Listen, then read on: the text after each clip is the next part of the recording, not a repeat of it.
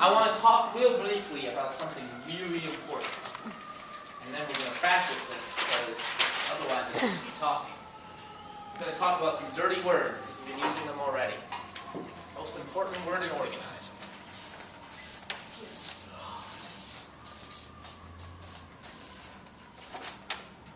Someone read that? Now someone say that like it's cool. Power. Power. Stand up, please, if this sentence describes you. I want power. Careful, some power-hungry people in here. I'm not sure I believe most of you. Okay, what was your name now? Karen. Karen, why are you standing up? Because I want power. You want? Why do you want power?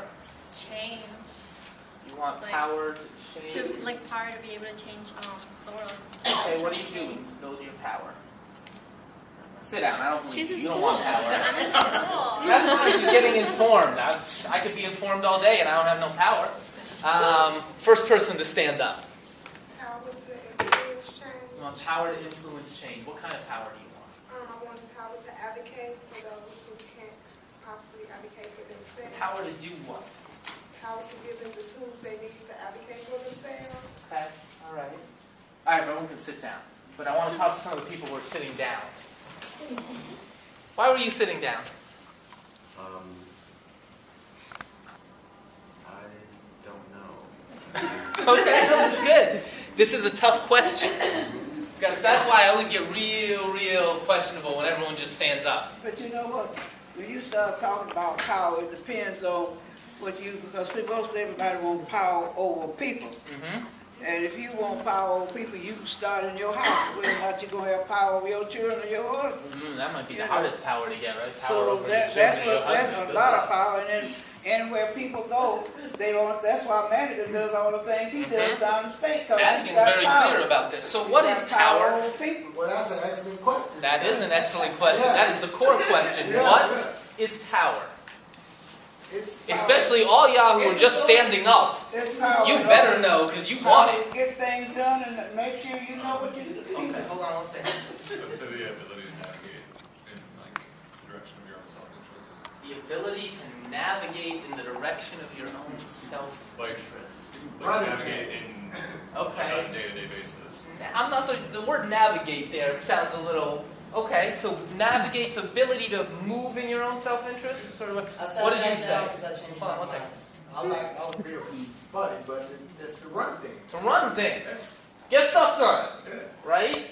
I would say that power is the ability to have other people listen to what you have to say. I can just do that if I have a bullhorn, right? You can bullhorn all you want, that doesn't mean anyone's going to listen to you. There's all Okay. kinds of nut jobs with bullhorns. People don't listen. So it's the ability to have other people listen? What does listen mean? Listen as well as influence. Okay, so because you just want people to listen to you? No. So it's something more than listen, right? What were you going to say? I think it's uncompetitive authority. Like if Oprah say, this apple is the apple of the month, nobody's going to compete and say, no, it's orange. They're like, oh, the apple is the apple of the month. Or, people could compete, but they're going to lose. Exactly. Right? Oprah, because whatever Oprah says goes. If any of y'all ever write a book, just get on Oprah and you're set for life, right? Well, that's running things. Yeah, it's running things, navigating for your own self-interest. Were you going to say something? Increased influence. Increased influence, okay, or just influence, right? Because what power is. So here's the organizer definition of power. Power is the ability to act, to create, control, or prevent change. Very simply, power is the ability to get something done. The ability to act, to create, control, or prevent change, right? Because there's some changes we don't want to happen. That change where they just struck down the handgun bill, the handgun ban, that was a change I would very much like to have stopped. Does that definition make sense to people?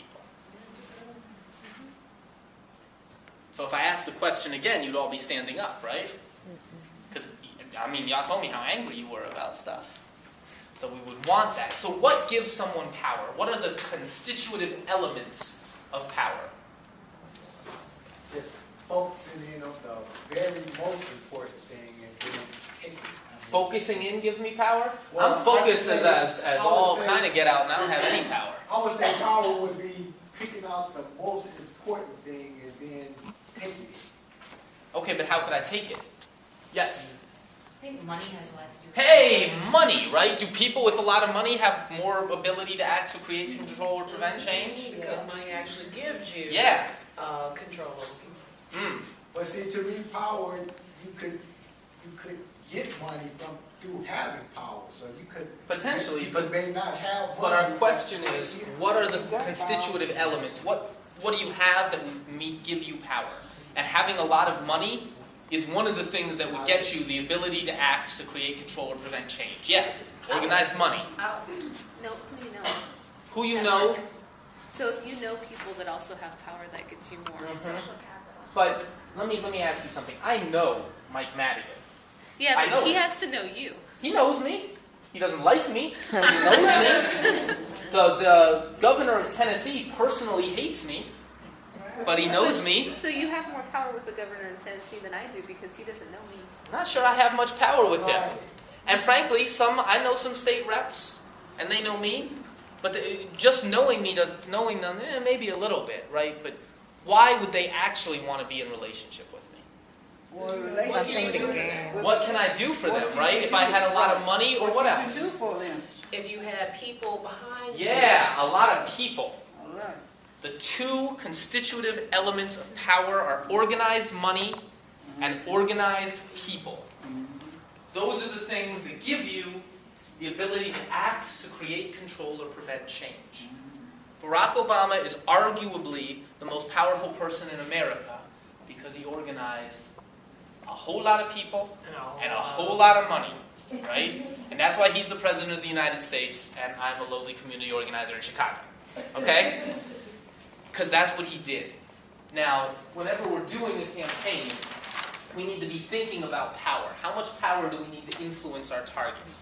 How are our tactics organizing people and money? But most of what we do is going to organize more people because I don't think there's any millionaires in the room. If there is, I'd like to talk to you later about fundraising for Community Renewal Society. Can you be appointed power where you don't have to do that, but it's appointed to you? Like what?